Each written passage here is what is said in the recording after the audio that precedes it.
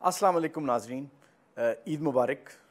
मौके की मुनासबत से हम आज मौजूद हैं अनवर मसूद साहब के साथ, उनकी फ़ैमिली के साथ। उनकी बेगम मौजूद हैं यहाँ पे, उनकी बहुएँ मौजूद हैं यहाँ पे और उनकी बेटी मौजूद है यहाँ पे। हम उनसे बात करेंगे उनकी ज़िंदगी के बारे में, जो वो रोज़मर्रा की ज़िंदगी किस तरह गुजारते हैं और उनकी शायरी किस तरह रिफ़्लेक्ट कर रही होती है उनकी रोज़मर्रा की ज़िंदगी पे। पूरी फैमिली मौजूद है और बड़ी वेल नेटेड फैमिली है, क्लोजली नेटेड फैमिली। हमें नज़र आ रहा है कि बहुत क्लोजली नेटेड फैमिली है। जी अस्सलाम वालेकुम सर। वालेकुम सलाम सर और आपको भी ईद मुबारक। Thank you. बल्कि आपके तवस्सुद से सारे पाकिस्तान को और सारे आलम इस्लाम को ये ईद उल अज़हा मुबारक। सर ये हम जब आए तो हमें पता चला कि आपकी जो शादी है वो लव मैरिज है। मशहूर है। अच्छा, जब भी मुझसे ये सवाल मैं सवाल मेरा अभी शुरू नहीं हुआ। मेरा सवाल ये है कि क्या रोमांटिक शायरी भी मज़ाहिया शायरी हो सकती है? हाँ, नहीं, रोमांटिक शायरी जो है वो अलग है।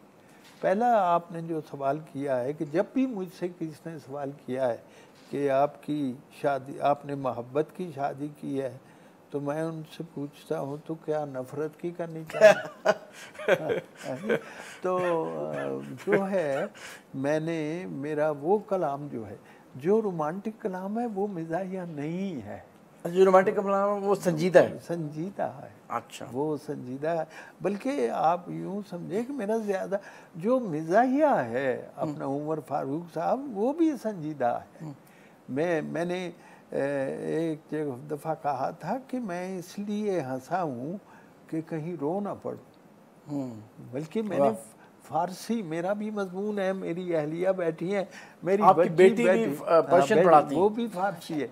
तो मेरा एक शेर है, जुज़्ब खंदीदन बरायम चौरे दी घर नबान, हंसने के सिवा मेरे पास कोई चारा ही नहीं था। सख्त मुश्किल बूद अनवर दर्द पिनहन दाश्तन, अनवर मेरे लिए दर्द छुपाना मुश्किल था, मैंने हंस के छुपाया। वाह वाह। और बल्कि आप यूँ पूछे, शायद ये सवाल आप करें कि मेरा बचपन का एक शेर है जो मेरी सारी शायरी जो है ना उस पर हावी है, समझो, कि जो हंसना हंसाना होता है, रोने को छुपाना होता है। बड़ी बात, हकीकत है, बहुत बड़ी हकीकत है। तो ये अनवर मसूद साहब रोज़मर्रा ज़िंदगी में भी इतने ही विटी हैं। बल्कि मैं सबसे आपसे पूछूंगा, मैं बल्कि तारुफ़ करा दूं नाजरीन। सबसे पहले मेरे साथ मौजूद हैं शनीला अम्मार, ये डॉटर इन लॉ हैं, बहू हैं। उनके साथ हैं गुले ज़ेबा जवाद, ये भी डॉटर इन लॉ हैं। और उनके साथ हैं अदीला राशिद, ये बेटी हैं उनकी। और अनीला के बारे में बात यह है कि ये मीडिया से ख़ुद भी इनका ताल्लुक़ है, मीडिया से। शनीला का कि ये इनका, अच्छा, ये ख़ुद भी इतने, ये रोज़मर्रा ज़िंदगी में भी इतने विटी हैं जितने शायरी में हैं। देखिए, हर शख्स जो है ना, हर वक्त घर में और बाहर में एक सा नहीं रहता। अच्छा है, ये तो आप समझिए एक नॉर्मल बंदे को आप एब नॉर्मल तस्वुर कर रहे हैं, ऐसी बात तो नहीं होती। घर में मसाइल भी होते हैं, खुशियाँ भी होती हैं, बातें भी होती हैं, तो विटी ज़्यादा रहते हैं। और आजकल तो ये ज़्यादा मसरूफ़ अपनी किताबों में कुछ लिखाने में मसरूफ़ रहते हैं, लेकिन ये ज़्यादातर खुशगवार बातें और किसी को कोई लतीफ़ा सुना दिया, कोई शेर सुना दिया, और इस तरह रहते हैं। नीला, आप बताएं। अब्बू ज़्यादातर वैसे इतने संजीदा मूड में नहीं रहते हैं। जब ऐसा कोई इंसिडेंट वगैरह देखते हैं, जैसे आपको पता ही है जो पाकिस्तान के हालात हैं, तो उसके ऊपर उनका फिर थोड़ा सा जो बिहेवियर है वो चेंज होता है उसको देख के। लेकिन जुमला कहना उनको आता है। अच्छा। मतलब शायरी के अलावा वो रोज़मर्रा ज़िंदगी में भी बहुत अच्छा जुमला कहते हैं कि जिसको बाद में एहसास होता है कि इसको शेर बन जाना चाहिए। तो जुमला कहना उनको आता है, और शेर बनाना उन्हें आता है। शेर बनाना उनको फिर आता है, और फिर उन्हें जुमलों से शायरी तख्लीक हो जाती है। बिल्कुल ठीक। जी आप फरमाएं, आप बताएं, ये इसी सवाल का जवाब दें आप। जी, मैं चूँकि उनके साथ रहती हूँ और उनके हर वक्त के मूड्स को भी देख रही होती हूँ, तो ये है कि वो जब वो फ्लो में होते हैं तो बहुत ज़्यादा विटी होते हैं। जैसे हम डिनर टेबल पे बैठे हैं, वो अपने पुराने किस्से सुनाएंगे, सब चीज़ें शेयर करेंगे, लैंग्वेज का बताएंगे, कोई नई चीज़ लिखते हैं, शेयर करते हैं। लेकिन ऐसा नहीं है कि हर वक्त वो उस मूड में रहते हैं। लेक्चर के लिए आपको यूनिवर्सिटी नहीं जाना पड़ता, आपके घर में बिल्कुल सही, बिल्कुल बिल्कुल, हमारे लिए भी, हमारे बच्चों के लिए भी। अच्छा, ये सारी नॉलेज आपको ट्रांसफ़र हो रही है, बिल्कुल रोज़मर्रा ज़िंदगी में ट्रांसफ़र हो रही है। जी अदीला, आप फरमाइए कि कोई वाक़या ही सुना दें कि कोई जो इनकी, आपने सारा काफ़ी अर्सा वक्त इनके साथ गुजारा होगा, तो कोई ऐसा वाक़या जिसको हम कह सकें कि कोई जुमला, कोई बात, कोई लतीफ़ा, कोई ज़िंदगी में। बहुत सारे इस तरह तो वाक़यात और लतीफ़े हैं, लेकिन मेरे लिए ये बड़ी फ़ख्र की बात है कि मैं जिस जगह जाती हूँ मैं अब्बू के नाम से पहचानी जाती हूँ। ये मेरे लिए बहुत बड़ी बात है। और दूसरी बात यह कि शुरू से हमारे घर अदबी मैगज़ीन, फ़नून, मुआसिर, माह-ए-नौ, बड़े बड़े अदबी रिसाले आते थे। तो इसकी वजह से मेरे में और ख़ास तौर पे अम्मार में, हम दोनों में ये अदबी ज़ौक़ बहुत ज़्यादा आ गया। हम दोनों प्रोज़ की तरफ ज़्यादा जाते थे, अब्बू तो पोइट्री की तरफ। तो हमारी कोशिश होती थी जैसे ही कोई रिसाला आया तो सबसे पहले हम उसका प्रोज़ का पोर्शन पढ़ लें, और फिर अब्बू से गाइडेंस जो मिलती थी लफ्ज़ के बारे में, लिटरेचर के बारे में। शुरू से ये होता था, हमारे घर में अम्मी भी जॉब करती थी, अब्बू भी जॉब करते थे। तो अब्बू को घर में, प्रोफेसर थे दोनों, अम्मी अब्बू, तो घर में पढ़ाना बिल्कुल पसंद नहीं था। तो अम्मी कहती थी बच्चों को कभी पढ़ा दें, तो इस बात पे थोड़ी सी बदमज़गी हो जाती थी, लेकिन पढ़ा देते थे अब्बू। लेकिन थोड़ा सा भी जो भी पढ़ाते थे वो इस तरह का पढ़ाते थे कि वो आज तक भूला नहीं। ये बड़ी बात है कि, और फिर मैं अब्बू की बड़ी ख्वाहिश थी कि उनके बच्चों में से एक बच्चा उनकी फील्ड अपनाए। अच्छा, आपके किसी बेटे ने आप वाली फील्ड जो मज़ाहिया शायरी है वो तो मेरा नहीं, वो नहीं, वो संजीदा, अम्मार तो संजीदा लिटरेरी क्रिटिक के तौर पे मैं ख्याल इमर्ज कर रहे हैं। जी बिल्कुल, और कंपेयर की हैसियत से उसने एक पोजीशन हासिल की है, और माशाल्लाह वो बहुत सलीके से बोलता है, और अब माशाल्लाह इस सिलसिले में उसकी बहुत डिमांड है दूसरों मुल्कों में। वैसे ये आपकी जो रोज़मर्रा ज़िंदगी से इंस्पिरेशन जो आप लेते हैं, वो अपने घर के वाक़यात या अपने बाहर के वाक़यात उन्हीं से ले रहे होते हैं, या जो किताबें पढ़ रहे होते हैं आप, जो लिटरेचर पढ़ रहे होते हैं उससे इंस्पिरेशन ले रहे होते हैं? बहुत अच्छा सवाल किया आपने कि शायरी जो है हर जगह है, बस आपके पास उसे दरियाफ्त करने की सलाहियत होनी चाहिए। देखिए ना, मजीद अमजद मुझे याद आया कि वो, अब ये कोई मौजू है कि एक भंगी जो है अपना वो जारूब करने वाला, वो जारूब कश जो है वो नाली में पानी, नाली साफ कर रहा।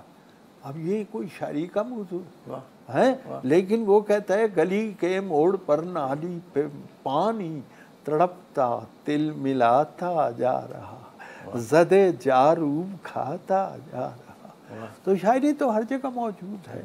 तो आपके पास वो नहीं, मिज़ाह भी मैं आपको बताऊं हर जगह मौजूद है। अगर आप मिज़ाह को दरियाफ्त करने की सलाहियत रखते हैं, मसलन ये दरवाज़ा है, इशारे देखते हैं, ज़मीर जाफरी साहब ने भी इसे देखा, उनका दरवाज़ा था मुझसे भी सिवा मुश्ताक के दीद, मैंने बाहर खोलना चाहा तो वो अंदर खुला। तो गोया मिज़ाह और शायरी, मुझे इसकी इंस्पिरेशन, हर आदमी जिस माहौल में रहता है उससे बेनियाज नहीं रह सकता, तो वो बाहर से भी मिलती है और अंदर से भी। कभी कोई चीज़ मुताला पढ़ते पढ़ते वो एक इंस्पिरेशन का काम करती है। छोटे से ब्रेक के बाद नाज़रीन वापस आते हैं और अनवर मकसूद साहब से सुनते हैं कि उनकी फैमिली के और कौन से मेंबर्स जो हैं वो मज़ाहिया शायरी करते रहे हैं।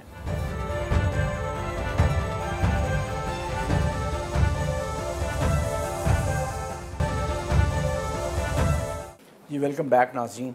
जी अनवर साहब, सर ये फरमाइएगा कि हमने ये सुना कि आपकी जो बड़े हैं वो भी शायरी, मज़ाहिया शायरी करते रहे, उनसे भी आपने इंस्पिरेशन ली? मज़ाहिया नहीं कह सकते, हाँ अलबत्ता मेरी नानी शायरा थी। अच्छा। और उनकी संजीदा शायरी? संजीदा क्या, बल्कि बहुत दुखी शायरी। अच्छा। है जी। उनकी शायरी में ज़्यादातर उर्दू में भी उन्होंने लिखा, पंजाबी में भी। नाम था उनका करम बीबी, आजिज़ उनका तखल्लुस था। अच्छा। और बहुत ही वलीउल्लाह किस्म की खातून थी। और उन्होंने ज़्यादातर नातें लिखती थी, हम्द लिखती थी, मनक़बत लिखती थी, और ख़ुसूसन अपने अजीज़ों को जो ख़त लिखती थी वो मंजूम लिखती थी। खत तो आपने भी बहुत लिखे हैं जी। ये हमने सुना है, इस तरह की बातें सुनने में मिल रही हैं। नहीं, ये मतलब है खत आपने भी लिखे हैं और उसकी किताबी शक्ल में इस सिलसिले में बहुत दूर जाना नहीं पड़ेगा। जिसको लिखे हैं वो ये बैठे। नहीं, उसके बारे में कुछ बताइए तो सही। वो भी मंजूम खत हैं या नहीं? नसर में नहीं है तो नसर में, लेकिन उनमें अशार है। अशार और बाज़ लोगों ने उस संजीदा शायरी के अशार या संजीदा, अब उसमें मिजाहिया नहीं है क्योंकि वो रोमांटिक है। इसलिए वो बहुत संजीदा शेर हैं। हाँ जी। मसलन उसमें ये ऐसा शेर भी है कि उनकी नज़र की समत हमारी नज़र उठी, इतना सा इत्तेफाक था दुनिया बदल गई। वाह क्या बात, जबरदस्त। ये तो पहला शेर है ना, सबसे पहला शेर ये इनका। अच्छा। तो आपको कुछ वो खतूत याद हैं? आपको भी वो किताबी सूरत में आ गए ना, वो किताब लानी आज भूल गए। आपने भी खत लिखे या सिर्फ इन्होंने जवाबी कार्रवाई हो? जवाबी कार्रवाई। लेकिन अफसोस ये है कि जो मैंने इनको लिखे इन्होंने महफूज कर रखे थे, और जो इन्होंने मुझे लिखे वो अभी तक नहीं मिले। पता नहीं कहाँ गए हैं। वो कभी आ जाएंगे इंशाल्लाह। तो शनीला आप बताइए कि कैसी ज़िंदगी गुजर रही है अनवर मसूद साहब की बहू के तौर पे? उनकी बहू के तौर पे आप खुद समझ सकते हैं कि ज़िंदगी कैसे गुजर सकती है। मेरे लिए बड़े फ़ख्र का मुकाम है कि मैं इनकी एक शनाख्त बन चुकी। हम जहाँ पे भी जाते हैं इन्हीं के नाम से पहचाने जाते हैं। जब जाते हैं, जिस तरह लोग इनसे मिलते हैं तो देख के बड़ी खुशी होती है। साथ हमें भी प्रोटोकॉल मिलता है ना, अब्बू के साथ जब हम कहीं जाते हैं हमें प्रोटोकॉल मिल रहा होता है। लोग शायरी से भी महजूज होती हैं इनके, आप लोग इनकी शायरी से भी महजूज होते हैं? बिल्कुल बिल्कुल होते हैं जी। क्या कोई शेर ही सुना दें आप? शेर फारसी का एक सुना देती हूँ। अच्छा सुना दें, बिल्कुल। कशा कशे ज़मो गर्मा तपो तराशो खराश। आप पर्शियन स्पीकिंग हैं? नहीं पर्शियन नहीं हूँ, लेकिन अब्बू के साथ थोड़ा नहीं, ये अल्लामा इकबाल का शेर है जो मैं घर में बच्चों को याद कराए हुए। अच्छा, वो क्या शेर है? ज़रा मुश्किल है वो। कशा कशे ज़मो गर्मा तपो तराशो खराश, जे खाक के तीरत दरूं ताबशी शये हलबी। ये हज़रत अल्लामा इकबाल का शेर है, और मैंने अपने पोती को याद कराया हुआ है। अब वो आई हुई है यहाँ, वो भी आपको सुना सकती है। इस शेर का मतलब यही है कि इंसान को कुछ बनने के लिए बड़ी मुसीबतों से गुजरना पड़ता है जी। कशा कशे ज़मो गर्मा तपो तराशो खराश, जे खाके, शीशा बनने के लिए रेत को गर्म किया जाता है, फिर उसे ठंडा किया जाता है, फिर उसे तराशा जाता है, फिर खराशा जाता है, और फिर वो शीशा बनता है। और वो शीशा भी शाम के शहर हलब का। हलब बड़ा मशहूर था शीशा सा। अब तो ये आजकल काम यूरोप में, स्वीडन में और ज़्यादातर हो रहा है जी। तो सर, आपको किसकी शायरी महसूस करती है? आपकी शायरी एक दुनिया को महसूस करती है। ठीक, आपको किसकी शायरी महसूस? बेटे, ये आपने बड़ा फैला हुआ सवाल किया है। आप ये भी पूछ सकते हैं कि आपको फ़ारसी में कौन सा शायर पसंद है, उर्दू में कौन सा पसंद है, पंजाबी में कौन सा पसंद है। तो पंजाबी में मुझे जिस शख्स ने सबसे ज़्यादा मुतासिर किया वो दो शख्स हैं। एक तो मियाँ मोहम्मद बख्श रहमतुल्लाह अलैह, साहिब सैफुल मलूक, आप जानते। और ये मेरी खुश नसीबी है कि पंजाब गवर्नमेंट ने मुझे मियाँ साहब का मुझे असाइनमेंट दी कि मियाँ साहब का तर्जुमा करो। मियाँ साहब के आपने किया तर्जुमा? किया उर्दू में? उर्दू प्रोज में 10,000 शेर हैं मियाँ साहब। मियाँ साहब इतने बड़े आरिफ हैं, इतने बड़े सूफ़ी हैं कि जब मिंबर पर जहाँ मौलवी हजरात जो हैं सादी, हाफिज़ और रूमी के शेर पढ़ते थे, जब सैफुल मलूक छपी तो ये उनके शेर पढ़ने लगे। यानी इतने बड़े शायरों को रिप्लेस करना कोई छोटी सी बात नहीं। तो बाकी मुझे एक शायर जो है फारसी का ताहिर उरियाँ, वो इतना यूं कहिए सोख्ता दिल और दिल सोख्ता शायर था कि उस पे बारे में मैंने हैं जी, किस ज़माने का? ये 6वीं सदी हिजरी का। तो मैंने ये एक शेर उस पे कहा तो ईरानी खुद हैरान हो गए कि कभी उरियाँ वो शख्स ऐसा था लिबास नहीं पहनता था, और तज़किरों में हमने पढ़ा है वो इतना पुरसोस था कि जिस्म पर लिबास जल जाता था। तो उस पर मैंने कहा कि हरन कागज़ के दारत शेर बाबा ताहिर उरियन, कि जो कागज़ जिस पे उसका शेर लिखा हुआ है, मन अंदर हैरतम मन वरचरा कागज़ नमी सूसत, मुझे हैरत होती है वो कागज़ जल को क्यों नहीं गया। आप अंदाज़ा कीजिए। और अगर आप मुझे पूछें कि मजमूई तौर पर मुझे कौन पसंद है जिसमें सारा कुछ है, पाकिस्तानी जो कंटेम्प्रेरी वो भी मैं बताता हूँ। और वो हज़रत अल्लामा इकबाल बहुत बड़ी शख्स, बल्कि इकबाल ने तो सब कुछ जज्ब कर रखा है ना, इसलिए वो। और जो मौजूदा शोरा हैं उनमें मैं ज़रूर ये कहूँगा कि अपना मजीद अमजद बहुत बड़े शायर हैं, बल्कि अभी मैंने मुनाली के बारे में शेर पढ़ा था ना, वो मजीद अमजद ही का था। सर कोई अच्छा सा कोई ताज़ा कलाम अगर आप सुना दें हमारे व्यूअर्स के लिए। अच्छा, तो एक ज़रा थोड़ा सा ये देखिए, ईद का तोहफा हो जाएगा आपकी तरफ से। उमर फारूक साहब, ईद के हवाले से 3 शख्सियतों का जिक्र ज़रूरी है। एक तो वो जो मिलता ही नहीं, वो कसाई है। आज मुमकिन ही नहीं है भाई कोई कस्साब नज़र से गुजरे, आज मुमकिन ही नहीं है भाई कोई कस्साब नज़र से गुजरे, हम खुदा जाने कहाँ राह तकें, वो खुदा जाने किधर से गुजरे।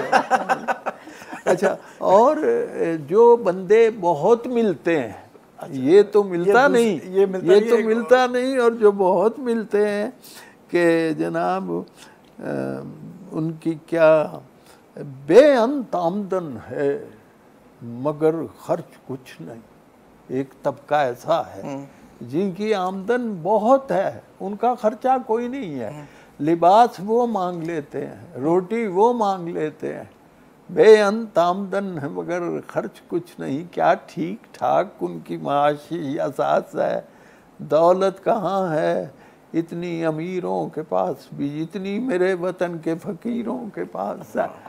अब ये देखिए, जो बहुत मिलते हैं बहुत, और एक वो मिलने वाले हैं वो पुलिस वाले हैं जी। आप बेजुर्म यकीन, यही आप बेजुर्म यकीनन हैं मगर ये फिदवी, आज इस काम पे मामूर भी मजबूर भी है, ईद का रोज़ है कुछ आपको देना होगा, रस्म दुनिया भी है, मौका भी है, दस्तूर भी है जी। नाज़रीन, एक छोटा सा ब्रेक लेंगे और वापस आके गुफ्तगू, दिलचस्प गुफ्तगू का सिलसिला जारी रखेंगे।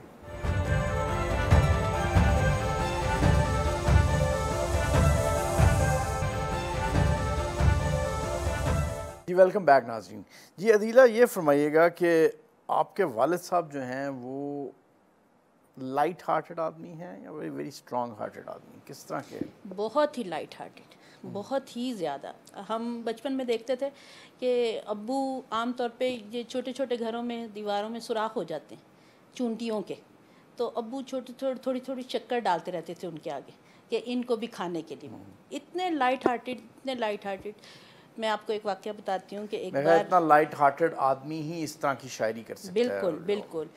और इतनी इज्जत भी फिर उसी को मिलती है। और जितने आजिज़ हैं अब्बू, इतनी शोहरत के बावजूद, तो इतना मकाम फिर कम ही लोगों को मिलता है। मैं आपको एक छोटा सा वाक़या लाइट हार्टेड के हवाले से बताती हूँ।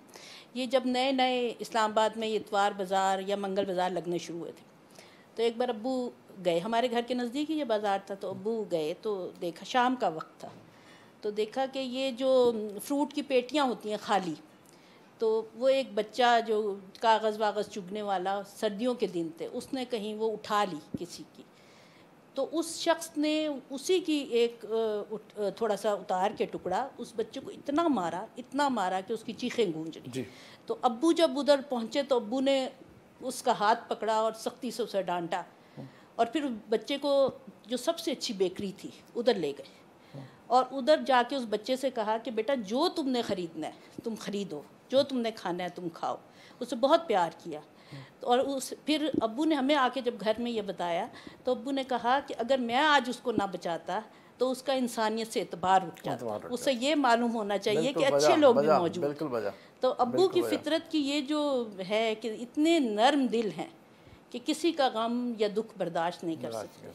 तो ये चीज़ उनकी शायरी में। गुले ज़ेबा, आप फरमाइए, आप इस बारे में कुछ बात करें कि कैसी पर्सनालिटी है अनवर मसूद साहब की, क्या लाइट हार्टेड, सॉफ्ट हार्टेड, और उस तरह से तो ये है कि सर्वेंट्स के लिए जैसे बहुत ज़्यादा केयरिंग होते हैं। जैसे हमारा ड्राइवर एक दफ़ा खाना खा रहा था तो अब्बू ने उसको कहा कि मैं पानी ला दूँ, तो अब उसने भी नहीं कहा कि ना ला के दें, उसने कहा नहीं जी। अब्बू ने पानी ला के दिया, देन अब्बू ने वेट किया कि वो पानी पी ले और अब्बू उससे गिलास पकड़ ले। तो हर तरह से सर्वेंट्स का हर मौके पे ख्याल रखना, बच्चों का ख्याल रखना, हमारे बच्चों का ख्याल रखना, सब कुछ मतलब बहुत ज़्यादा वो जो उनकी शायरी में एक सॉफ्टनेस है। कितने पोते पोतियाँ, नवासे नवासियाँ कितने? जी माशाल्लाह, पोता एक है, दावर जवाद, और पोतियाँ माशाल्लाह उनकी 6 हैं। अच्छा जी, अच्छा। और सबके साथ बहुत प्यार, जी सबके साथ माशाल्लाह बहुत। और नवासियाँ जो हैं माशाल्लाह, 1-2 नवासे हैं और 4 नवासियाँ हैं, और एक पढ़ नवासी भी है, और माशाल्लाह एक पढ़ नवासी भी है। माशाल्लाह। जी आप बताएं, आप। जो इनका आजिज़ी बहुत ज़्यादा इनमें, जिस तरह लोगों से मिलते हैं, जितनी इनको माशाल्लाह शोहरत मिली हुई है, जिस तरह लोग आते हैं इनके हाथ चूमते हैं, वो मतलब 1-2 लोगों ने उनको आके कहा कि हम आपसे अब मिले हैं ना, तो अब चाहे हमें मौत आ जाए, तो वो इस बात के ऊपर घबरा गए कि नहीं, ये इतने बड़े कलामात मेरे लिए नहीं बोलो। तो ये इनकी शख्सियत का बहुत बड़ा जो है पहलू है कि आजिज़ी बहुत ज़्यादा, इतनी शोहरत के बाद भी। वरना आपको पता है जहाँ पे थोड़ी सी भी शोहरत मिलती है तो लोग अपने उससे निकल जाते हैं ना, कात से बाहर हो जाते हैं, लेकिन अब्बू में ये चीज़ नहीं है। जी बिल्कुल सही। मतलब लोग इज्जत देते हैं। हम मतलब इनको हमसे ज़्यादा घर के मुलाजमीन का ख्याल होता है। ड्राइवर होगा तो हमसे बार बार पूछेंगे बेटा खाना दे दिया उसको, खाना दे दिया होता है, लेकिन अब्बू तसल्ली करते हैं अपनी कि खाना दे दिया गया कि नहीं दे दिया गया। अच्छा, इस एज में आके जब शादी इस स्टेज में पहुंचती है तो आम तौर पे ज़रा थोड़ी सी रिपल्शन सी डेवलप हो जाती है, ज़रा एक दूसरे से दूर दूर रहना शुरू कर देते हैं।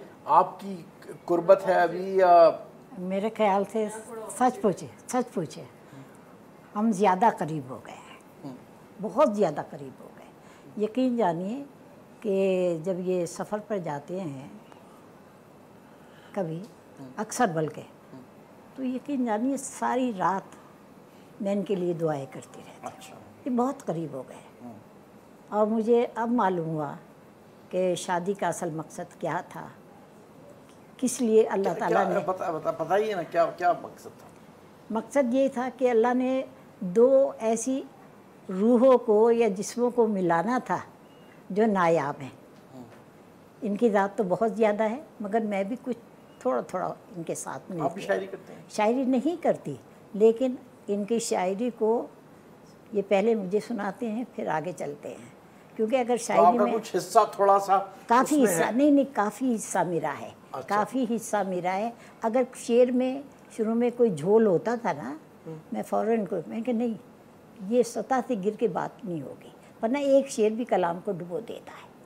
तो ये और शेर फहमी का शौक मुझे बहुत। आप भी उस्ताद रही हैं ना, आप लैंग्वेज पढ़ाती पता हैं। नहीं उस्ताद से आपके क्या माने, उस्ताद के 2 माने होते हैं, नहीं, क्या नहीं, माने नहीं, हैं आपके? मैं वो जो कॉलेज और यूनिवर्सिटी जी, मैं गवर्नमेंट कॉलेज में प्रोफेसर रही हूँ सटाई टाउन में। और लैंग्वेज पढ़ाती नहीं? जी, मैं पर्शियन पढ़ाती रही। जी हाँ, तो ये भी पर्शियन पढ़ाते रहे। और हमारा कॉलेज, मेरा 5th रोड पे था कॉलेज, और इनका 6 रोड, करीब ही था। 5th रोड पे और 6 रोड पे, क्या इससे ज़्यादा और क्या करीब होगा। एक और सवाल ये आपसे करना चाह रहा था कि ऐसा महसूस होता है, बहसियत कारी मैं ये बात कर रहा हूँ कि मैं जब पढ़ता हूँ, अखबार में पढ़ता हूँ, मैगजीन में पढ़ता हूँ, तो लिटरेचर की बहुत सी असनाफ जो हैं वो डाइंग असनाफ हैं, जी, मरने जी। के करीब पहुँची हैं। इसकी वजह क्या है पाकिस्तानी माशरे में? मतलब अब अनवर मसूद क्यों नहीं पैदा हो रहा, या अब फैज़ अहमद फैज़ क्यों नहीं पैदा हो रहा? अब क्या वजह क्या होगी? देखो भाई, बात ये है कि वक्त जो है वो परवरिश करता है, टाइम लगता है। मीर के बाद फौरन गालिब नहीं आता। आप देखें 100 साल लग गया ज़्यादा। गालिब के बाद इकबाल जो है वो जल्दी नहीं आता। तो छोटे छोटे शायर आम मामूली पैदा होते रहते हैं, लेकिन बड़ा शायर जो होता है ना, वो बड़ी मुद्दत से बाद आता है, बड़ी मुश्किल से होता है पैदा ना, वो दीदा भर पैदा। बात जारी रखिएगा, एक छोटा सा ब्रेक लेना पड़ेगा। मेरे प्रोड्यूसर मुझे कह रहे हैं कि एक ब्रेक लेना पड़ेगा। नाज़रीन, एक छोटा सा ब्रेक, उसके बाद वापस आते हैं और अनवर मसूद साहब की बात सुनते हैं।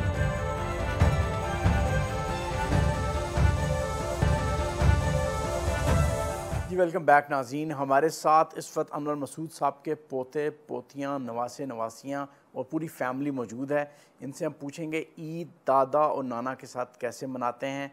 आइए इनसे बात करते हैं। बताओ बेटा, नाम बताओ अपना। मेरा नाम अब्दुल्ला है और मैं नवासा हूँ। अच्छा, क्या कहते हैं, ईद पर हमें बहुत मज़ा आता है। नाना से सबसे ज़्यादा ईदी लेने का बड़ा मौका मिलता है। कितने ईदी लेते हो ये तो बताओ यार। नाना से रिक्वेस्ट तो बहुत करते हैं, लेकिन एंड में ओरिजिनल रेट ही मिलता है। अच्छा, चलो आगे आगे दो। हाँ जी, बताओ आपका नाम। मेरा नाम दावर, ये मेरे दादा हैं और मैं उनका पोता हूँ। ईद पे मोस्टली तो पैसे ही मिलते हैं और दूसरी ईद पे बकरे आ जाते हैं, फिर वो ज़िबा हो जाते हैं। ईद पे जितने पैसे चाहिए देते हैं ले लेता हूँ, अगर ज़्यादा देते हैं वो भी ले लेता हूँ। आप तो सुना है कि शायरी भी जनाब करती हैं, आपका तो शेर भी सुनना है आपसे, तो शेर भी सुना दीजिएगा आप। अपना नाम बताएं। मेरा नाम सुबाता जवाद है और मैं पोती हूँ दादा की। जी, शेर कौन सा दादा ने याद कराया हुआ आपको? मुझे एक दादा ने फारसी का याद कराया था। सुनाए जरा हमें। कशा कशे जमो गर्मा तपो तराशो खराश, कशा कशे जमो गर्मा तपो तराशो खराश, जे खाके तीरत दरू ताबत शीशाए हलबी। वाह, क्या बात है जनाब। मेरा नाम आत्रा है और मैं पोती हूँ। जबरदस्त। ईद पे हमें मज़ा बहुत आता है, दादा से बहुत ज़्यादा गेस्ट मिलने आते हैं और फिर हम दादा से ईद भी मांगते हैं, लेकिन दादा सेम रेट ही देते हैं। सब मिल के मनाते हैं या अपने अपने घरों में मनाते हैं? सब एक जगह इकट्ठे हो जाते हैं? हमारे यहाँ इकट्ठे होते हैं। आपके यहाँ इकट्ठे होते हैं? तो कोई सर किस तरह आप तवाज़ो करते हैं अपने सारे फैमिली की? जी, ये कोई शेर सुना के, कोई कथा सुना के? वो भी साथ चलता है, लेकिन ये मेरी अहलिया जो है ना, ये माशाल्लाह पकाती भी बहुत उम्दा हैं। और उस दिन ख़ास तौर पे पुलाव पकता है, और पुलाव आप जानते हैं इतनी लजीज डिश है कि इसमें सबसे अच्छी बात ये, इसमें जो लाओ आता है ना कि तुसी लेंदे ही आओ। तो या छोटी ईद पे ये शीर बनाती हैं, और इस पे बाद मुख्तलिफ़ किस्म की बड़ी मज़ेदार डिशेस बनाती हैं। तो हम अब तक हम सब इकट्ठे हो जाते हैं और सारी कुर्बानियाँ वहाँ होती हैं, और दिन जो है बड़ी रौनक में गुज़रता है। यानी इतनी मुझे खुशी होती है कि मेरे सारे बच्चे, मेरी सारी बहुएं, मेरी सारी बेटियां उन्हें मिलने का मौका मिलता है। और वो एक कथा आप सुनाने लगे थे, मैं चाह रहा था कि वो कथा आप सुना दें। असल में बात ये है कि मैं एक मिसरा पढ़ूंगा तो उसमें आप हंस पड़ेंगे, लेकिन मैं उसको दूसरी दफ़ा पढ़ूंगा तो आप उदास भी हो सकते हैं। मोनालिसा की तरह। जब मेरी पहुंच में कोई सौदा ही नहीं है जी, फिर किस लिए लगता है ये मेला मेरे आगे, ये है जी। अब इसी को मैं पढ़ता हूँ, जब मेरी पहुंच में कोई सौदा ही नहीं है, फिर किस लिए लगता है ये मेला मेरे आगे।